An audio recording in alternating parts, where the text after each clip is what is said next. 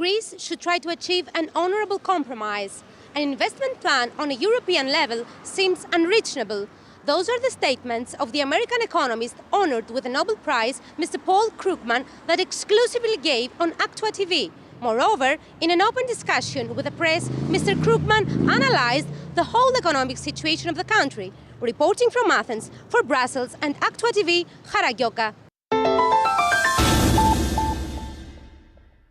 Mr. Krugman, regarding the matter of Greece's presence into the eurozone, between a conflict and with its European partners and an honourable compromise, what do you suggest to Greece today? Well, try to reach that honourable compromise, which means not that Greece is not going to receive large amounts of money, but it needs to greatly reduce the rate at which it's paying, or not reduce from here, but avoid further tightening of austerity. It needs to have some room for growth. That's the main thing. I mean, Greece has made tremendous sacrifices and adjustment. It needs now to have an agreement that says that we will not be required to do the impossible. And then, in turn, Greece should try to continue to reform. On April the 17th, in a lecture you gave at Athens concert hall, you didn't completely reject austerity, but you criticized austerity applied in debtor countries, as you characterized Greece, Spain, Portugal, which is, in your personal aspects, the most balanced and efficient solution for Greece. Well, I mean, in an ideal world, we would have a huge investment program in Europe as a whole that would boost the economy. That's not going to happen, unfortunately. So meanwhile, we can simply ask that Greece be allowed to more or less level off, not ever more tightening, a little bit more spending, room for growth. Greece has already done most of what it needs to do to make itself competitive. So what it needs to do now is not be forced to keep on acting as if it were still 7 years ago and it was still way out of line. An aspect for growth is the investment plan of Mr. Juncker. Yeah. How do you criticize that plan? Well, the plan is mostly just rearranging existing funds. The plan is largely an illusion. There's just not enough money to make it real. So I'm glad to see him talking about investment plan, but it would be nice to see one that actually existed. May you please give me only one factor for a more efficient and more realistic plan, just one economic factor? Oh, just money. It takes money. I mean, we need hundreds of billions of euros in actual outlays of government funds to make this a real investment plan.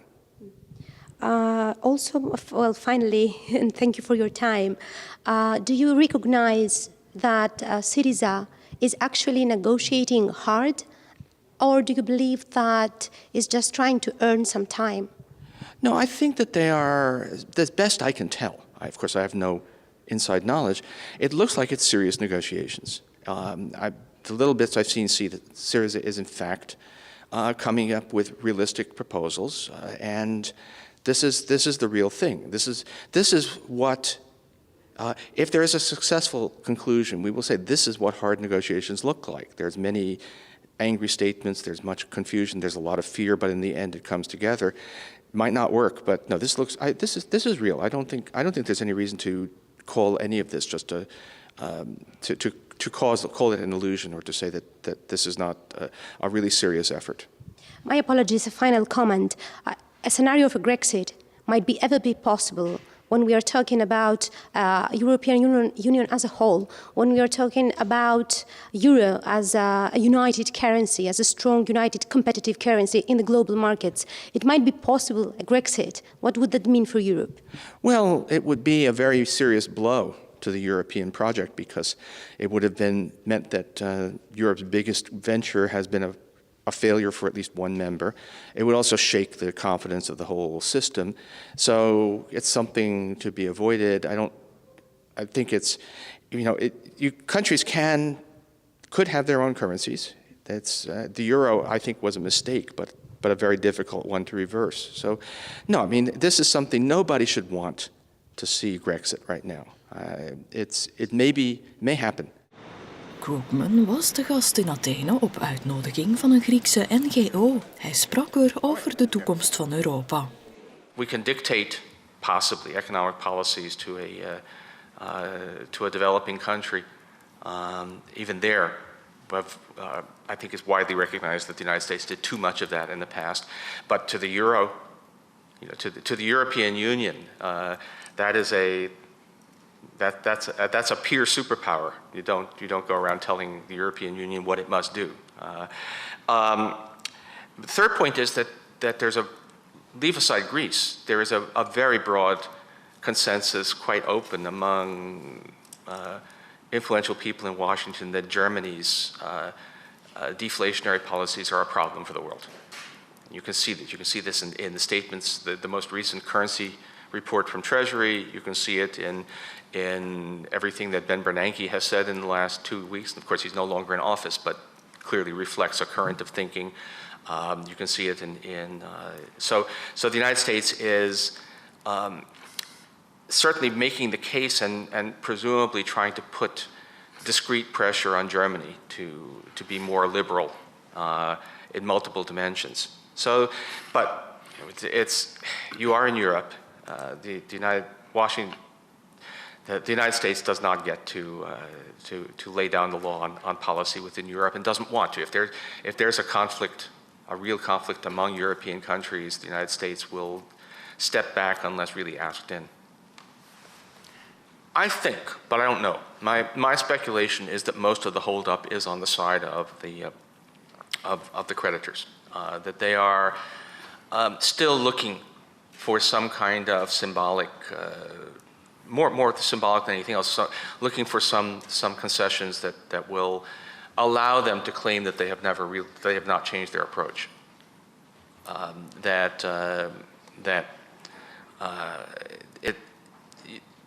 If you look at the numbers on the proposed deals, they seem totally reasonable. Let me see if I can say this clearly. Before these negotiations began, there were many people who would assure you, I've had these discussions, they assure you, everybody understands Greece is never going to be able to pay in full. Everybody understands that these enormous primary surpluses that are there in the program are never going to happen. The Germans know that.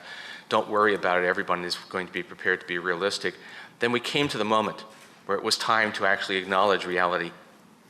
And it turned out that they're having a really hard time doing that.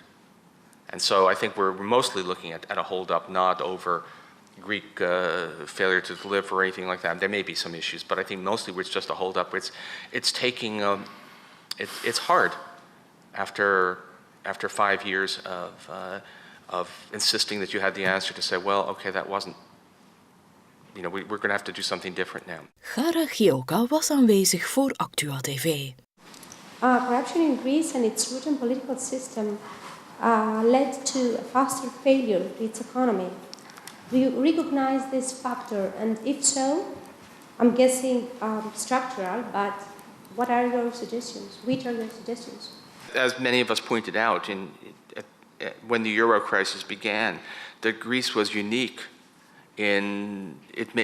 Greece was the only place where it made any sense to think of it as a fiscal problem. Well, everyone else, Spain, even Portugal, it was a private debt problem, not a public debt problem. So Greece has some weaknesses, but we all do.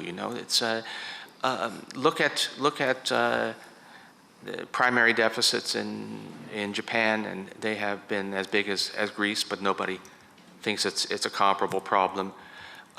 Look at the difficulties of reaching political compromises that let you move forward on issues, and it's hard to come up with an advanced country that is more screwed up in that dimension than the United States. So none of us has a perfect political system. We all have problems. It's only when the crisis hits that you say, that country is fundamentally incapable of doing stuff. So I think you shouldn't assume that Greece is incapable. A few years of economic success and you'd be amazed at how much better your political system looks, even if nothing has changed. May we assume that the policy of austerity is intentionally designed in order to favor the Northern European countries, and only so they can ensure a dominant place in the market, and not only drag the smaller and poorer countries, so just to ensure a larger place on the map, looking dominant. Okay, no, I think that's being too conspiratorial. I think the everything I know about German hardliners, which is the core of the core, is that they are sincere.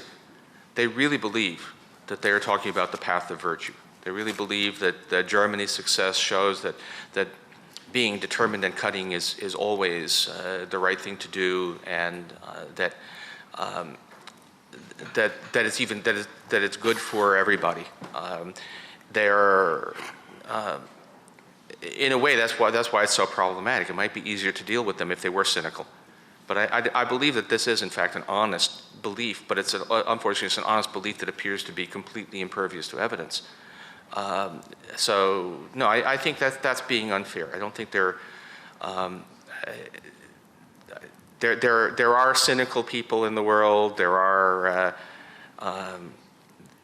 but I don't think that's what's happening. There has been, if anything, what you do see in some cases, but I think not actually from the Germans here, but you do see people trying to use austerity as a way to push a ideological agenda, not so much in dominance of countries as dominance of a particular idea. So there were the constant agitation saying France must have lots of austerity, despite the fact that it can borrow for 10 years at a 0.4% interest rate. That's about people who really want to shrink the welfare state, who just don't like the fact that France remains so committed to a strong safety net. But that's actually not the Germans. So I think that's, I think this is wrong. This is not, if you want to say this is not an attempt to impose a German hegemony. It's an attempt to impose it's an attempt to impose the view, as my colleague at the Financial Times, Martin Wolf, says. There is a view that tends to be, especially in Germany, which is that economics is a branch of moral philosophy, and so it's an attempt to make this all about there is what is right, and never mind what the numbers or the evidence says, and that's the problem. Not a conspiracy to put Greece down as a nation.